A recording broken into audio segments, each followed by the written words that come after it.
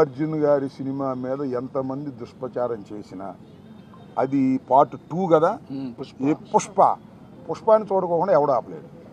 అక్కడ దాకా ఎందుకయ్యా? నందమూరి తారక రామారావు గారి కుటుంబం జూనియర్ ఎన్టీఆర్ సినిమాను చూడకుండా బహిష్కరించాలని ప్రయత్నం చేశారా?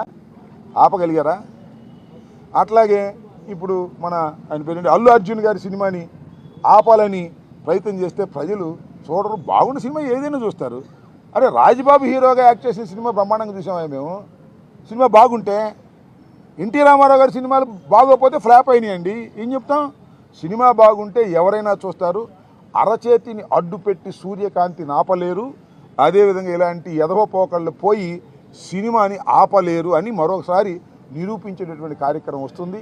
అల్లు అర్జున్ అయినా లేదా జూనియర్ ఎన్టీఆర్ అయినా లేకపోతే మరొకరైనా సినిమా బాగుంటే ఎవరైనా చూస్తారు, బాగోపోతే ఎవరు చూడరు. నాకు తెలిసి అందరూ ఉవ్విళ్ళూరుతున్నారు. పుష్ప 2 చూద్దాం, దానిలో ఎంత బ్రహ్మాండంగా ఉంటుందని అందరూ ఎదురు చూస్తున్నారు. నేను కూడా ఎదురు చూస్తున్నా.